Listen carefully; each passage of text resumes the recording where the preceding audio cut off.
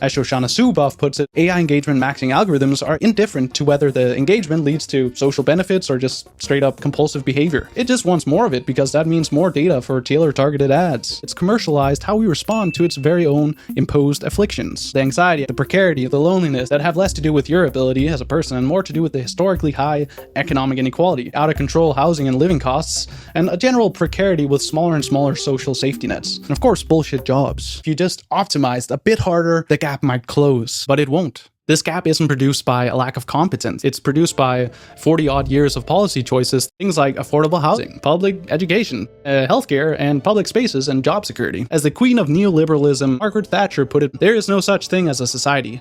No, there are individual men and women, and there are families, and no government can do anything except through people, and people look to themselves first. That's a load of BS, ma'am. McIntyre puts it, a self-sufficient individual is an illogical fantasy. He points out that someone who's disciplined and optimized, who's maxed their way to independence, is not just politically convenient for the people who benefit from the status quo, it's also just philosophically incoherent. He argues that humans have never been self-sufficient. We are vulnerable, dependent creatures from the moment that we're born till the moment we die. We need to be raised and cared for. And so during that time, it's only fair that when we function especially well, we raise and care for the kids and those who are older too. We rely on each other, not as a weakness, but as the basic precondition of any kind of flourishing at all. The historian Roger Bregman put it like this: we as a species became the masters of planet Earth, not because the fittest survive, but because the kindest survive, the most cooperative. Survival of the fittest didn't mean the literal strongest, like fit as in going to the gym. He meant fittest in terms of how well we fit into our circumstances,